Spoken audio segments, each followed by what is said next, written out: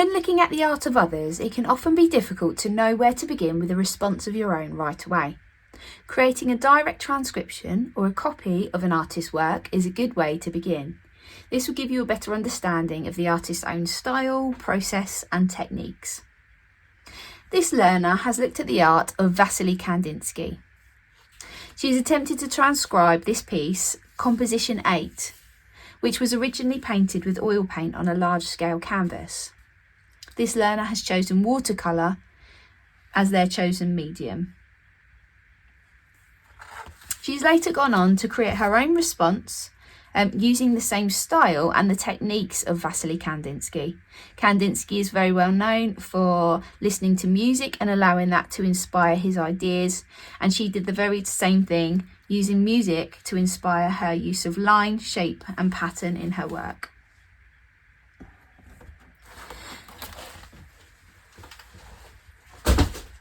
I'm going to show you a few ways in which you can get started with your own artist transcription. To begin, you need to make sure that you have the paper that you're working on, and you need to make sure that it's the same dimensions as the image you're working with.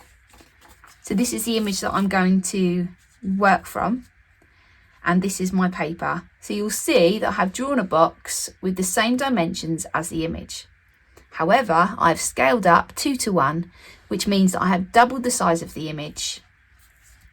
This means that I'll be able to transfer elements of the painting proportionately.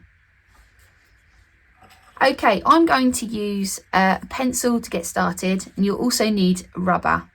Make sure that you're sketching nice and lightly so as you can rub out any mistakes or any unwanted lines. Okay, so to get started, I've got really good foundations because I know that this is the same dimensions as the image. So I'm going to start by looking at the edges and the corners of my image. I'm going to pick out some shapes, and then I'm going to lightly transfer them to my paper. So to start with, you'll see that we've got this area here with the circle, and I can see that that is almost right in the corner there, but it's slightly lower. So I'm just looking at the position of that circle. You can see the whole of the circle, and I'm just going to draw that where I see it. That's the blue circle in the middle, and then I can see that we've got this green circle which is cut off at the side there. So I'm going to make sure also it doesn't quite reach the top, so I'm looking at the size of the gap that is above that, making sure that I transfer that. So this is a really good exercise for observational skills. The more I look at the image, the better the likeness is going to be.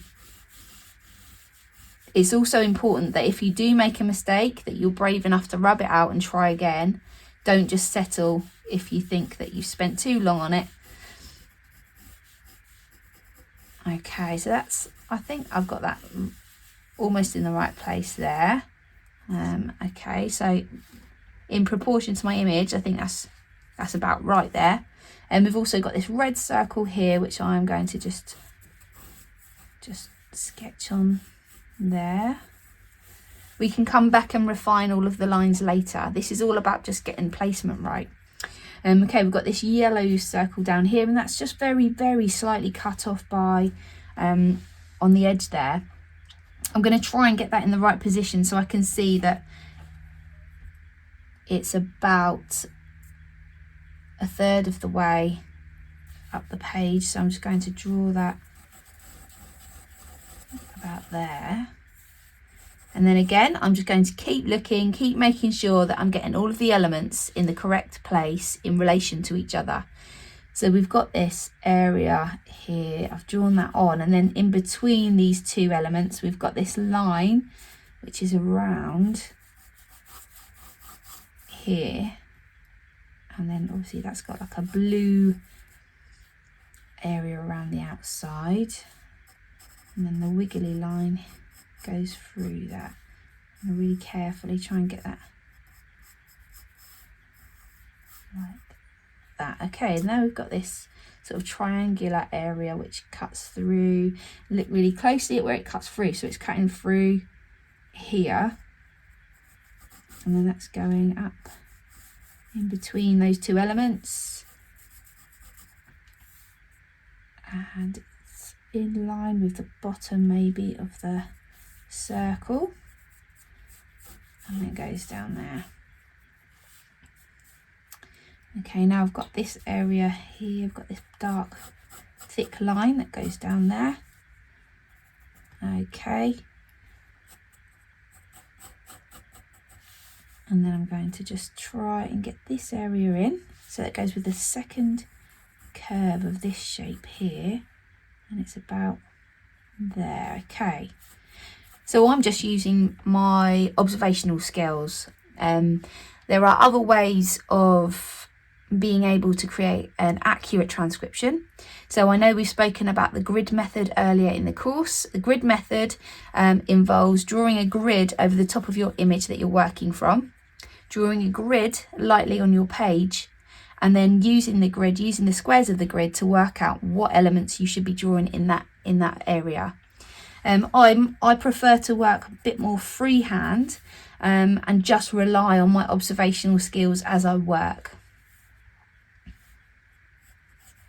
Okay, making sure that I'm going up at the right angle there. Bringing that down. And then it's got this circle area. Okay, so I'm going to just continue to look at my image and transfer all of these elements. Once I've done that, I'm going to add some colour. So I need to make a decision on what media I want to use. I could use watercolour, I could use gouache, I could use colour in pencil. I noticed that Kandinsky blends a lot of his colours, so I'm going to use a material that I'm able to blend easily. Soft pastels would work really well for this task, or it might be the case of mixing media, so I might choose to use watercolour and then add pen over the top, or I might choose to use soft pastel and then add charcoal perhaps over the top, or pen, but that's a decision that you need to make based on your artist that you are using to transcribe.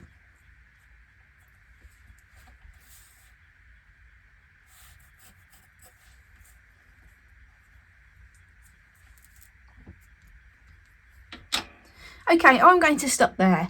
You can transcribe the entire piece, you can transcribe a section of the piece. You can use a viewfinder, making sure it's the same dimensions as your page that you're working on. You can use a viewfinder to pick out areas to draw from, rather than using the entire piece. It's really up to you. You can just pick out one section. It's completely up to you. I'm going to stop there and I'm going to start adding some colour. Okay, so I've decided to use gouache, which is a little bit like watercolour paint, but it's got the consistency of poster paint. The colours are a lot more vivid, a lot brighter, and this paint is used typically for posters and or originally for posters, and it's just a nice medium to work with.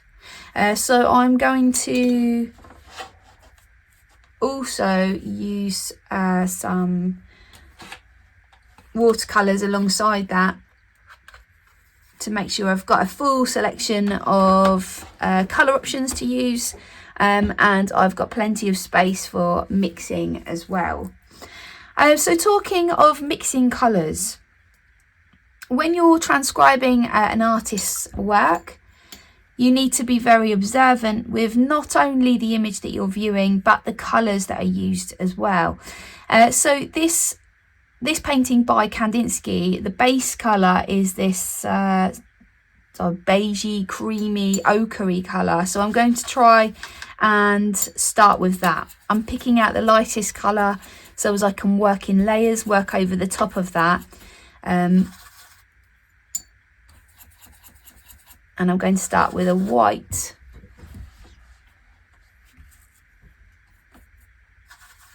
Watercolour, and then I'm going to use some of this ochre just to see. And I'm going to just use this as a wash to get started. Of course, if your colours aren't quite right, then just keep working on your mixing. So I'm just going to add a little bit more pigment of the ochre, and I'm going to use a tiny bit of brown just to muddy the colour slightly because it's very bright. I'm just going to dull that down just very slightly.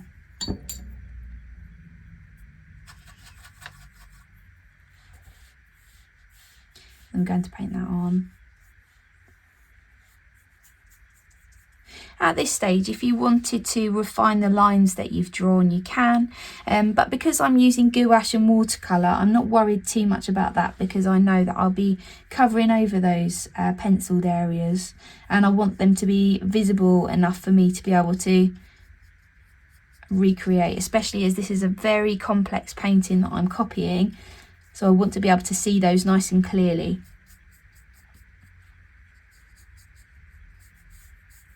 What's lovely about Kandinsky is his use of colour. He uses so many different colour variations in his paintings. So it's really nice to be able to get ideas based on line, shape and colour from him.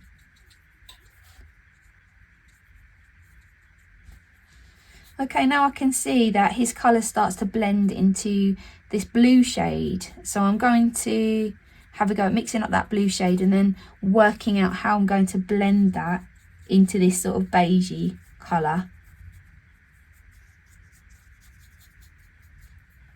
And then I'm going to get to the fun bits, all these different shape elements. Okay, so my blue, I'm going to use some grey and some blue. I'm going to look at this as a cool or a warm blue. I think this is more of a warm blue, so I'm going to use a bit of warm blue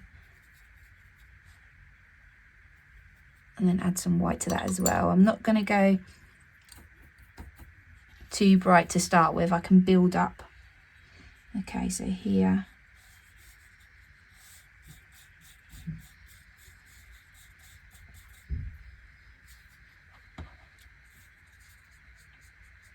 okay, where these two colours meet here, you can see that I'm going to need to apply, I can use water to blend these two colours together, or I can use the lighter shade, which works just as well. And I can see here that the colour starts to go into a more cool blue, so I'm going to mix up a slightly cooler blue. Going to use my original blue base and then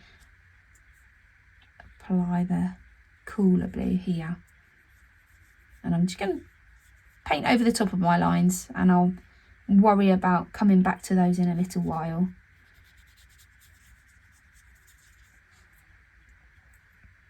Back to my warm blue, my grey, oh that's very grey, so I'm just going to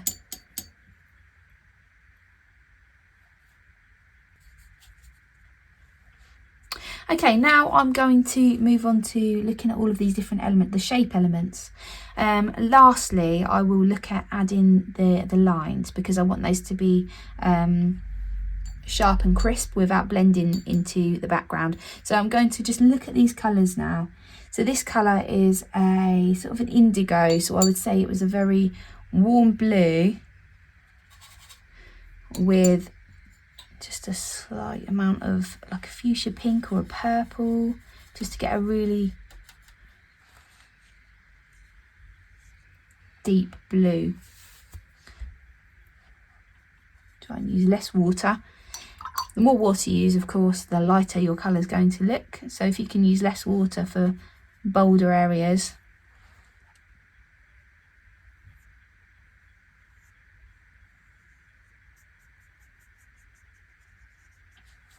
Okay, I'm still not happy with that colour, so I'm going to add a little bit more blue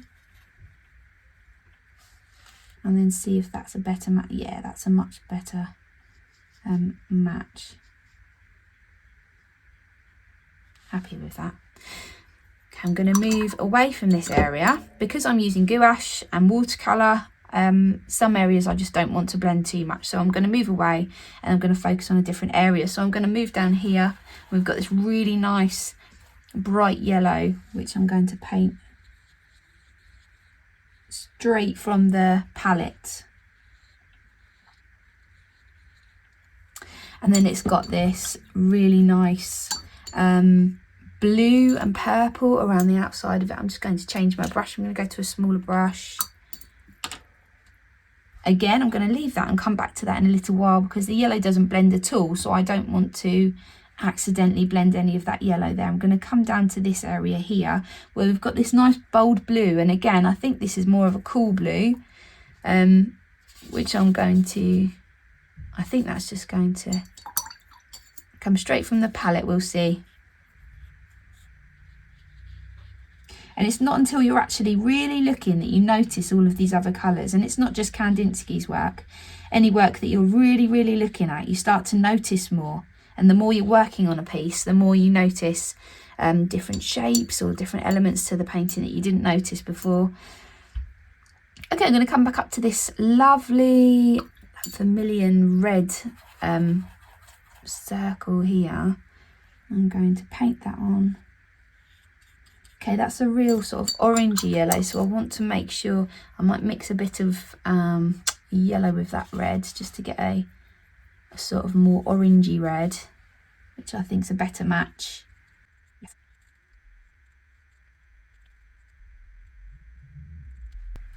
And this little circle over here is a very similar colour, so I'm just going to add that in as well. Nice. Okay, I'm going to come back to this area now, and I'm going to paint on this sort of red sort of aura that is around the green area and try and blend that into my background a little bit. So if you do mix colours, make sure you don't completely change the colours that you've mixed, because you might need to use those further down the line. Okay, so it's got this nice reddy, and this is a very cool red, so I'm going to make sure I'm using a nice cool red, and it's quite pinky as well, so I think I'm just going to add a tiny bit of white to that to try and get the right colour, and then I'm going to paint that on.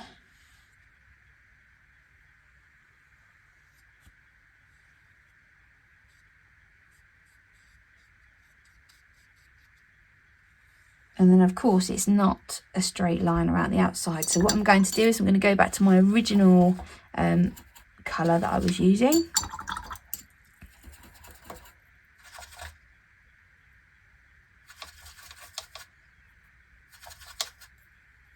I'm going to use some water as well to blend those colours together.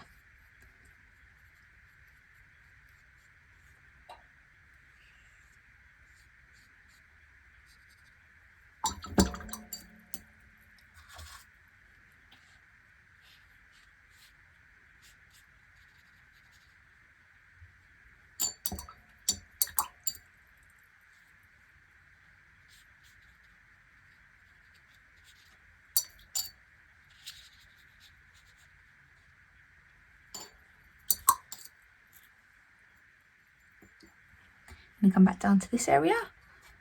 Got this sort of orangey colour going on around the outside of the blue. I'm going to try my luck a little bit. I don't want it to blend. I'm not worried too much. I'm not going to be too precious about it. Yeah, that's okay. And then it's got this yellow as well, which is blending with the orange, so I am going to add that. And this is a cool yellow.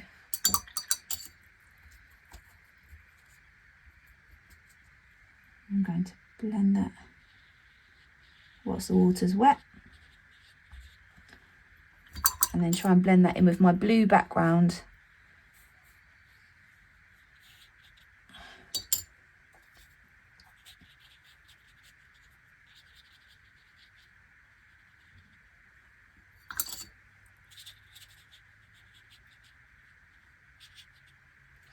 Okay, I'm going to come back to my yellow area here, and that's got a really nice blue and purple sort of aura to it, is how I describe it.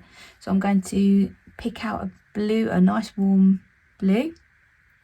That's a cool blue, I need a warm blue. I'm going to add that in.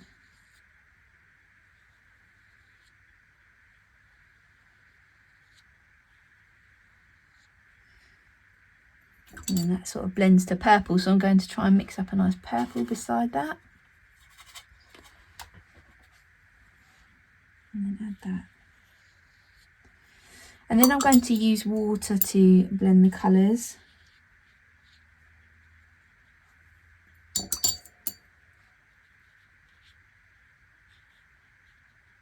And then make sure that you're using your background colour as well to blend those.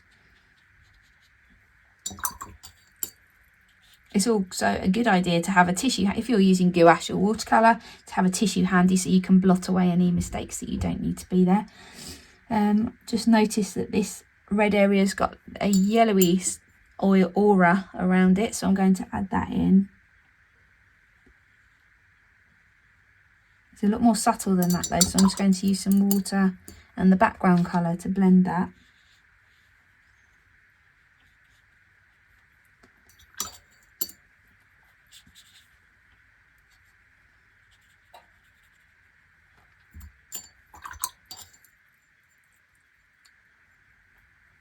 Okay, this area is very white, so I'm just going to put that pinky white colour there. And then I'm going to come to this green. It's like an army green colour, like a khaki. So this green is coming out really bright, so what I'm going to do is just add some brown, just to muddy it down a little bit so it's not so vivid, so bright. And let's see how we get on with this green. That's about right. If you do try a colour and you realise it's not quite the right colour, don't worry about it. You can always work back over the top. And that is the case for most mediums as well, and not just gouache and watercolour. If you're using acrylic, you can paint straight over the top. Oil pastels as well, you can just go back over the top. Might not cover quite as well, but the more you work into something, the better it will be. So don't panic. And remember, it does not have to be absolutely perfect. Okay, I've noticed that we've got the same green shade in these elements here, so I'm going to use the same green.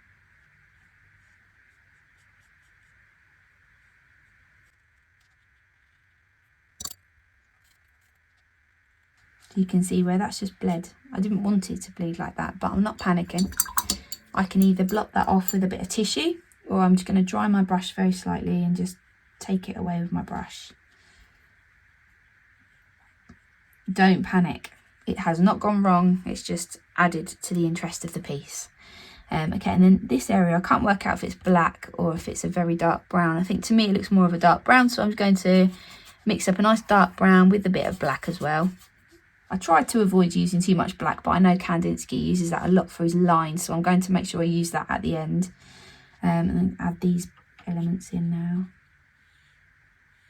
Of course, it's going to depend on your printer as well. So your printer might print out a very accurate representation of the painting that you're transcribing, but it might be the case that your printer, the ink is not exactly the same, so you might get, so this is very light in comparison to the actual piece of artwork, which is fine.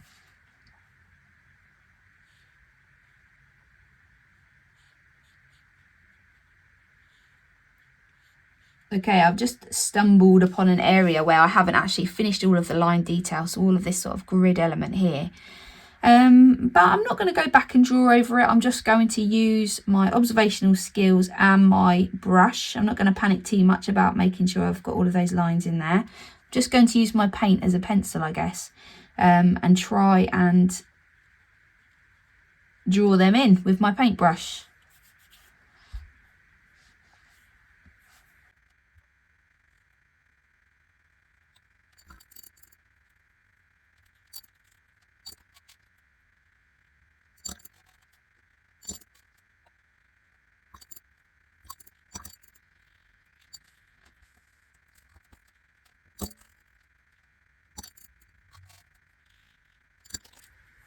Okay, so now I need to make the decision on whether to allow it to dry and then add pen for all of the line details, or I can continue to use gouache or watercolour with a fine brush and black paint. So I think that's what I'm going to do. I've switched to this brush, which is brilliant for linear work. So using lines, I'm going to use the gouache, and then I'm just going to see how this goes. So I could allow this to dry, and that might make things a little bit easier, but I'm just going to see, I'm going to experiment a little bit with how this is going to look. So I'm just going to start with some of the very clear lines. Use a little bit more water.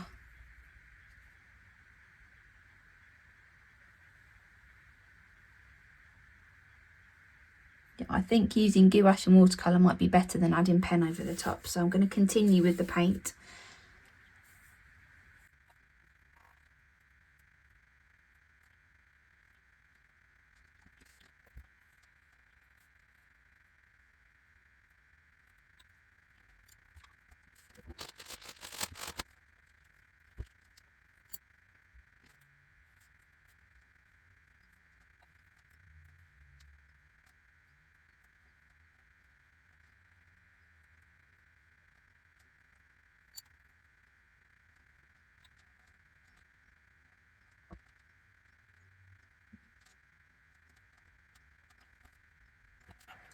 Okay, so I'm going to leave that as it is. If I had more time, perhaps I would complete the entire composition, but it depends on what you want to do. So a few things to take away.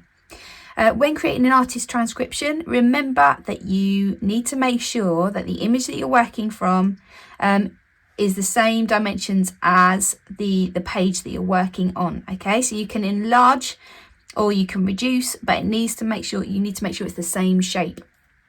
You can use a viewfinder if you find that helpful to just focus on one element of a picture. And you need to make sure you're choosing appropriate media to transcribe the artist's work. Okay, enjoy.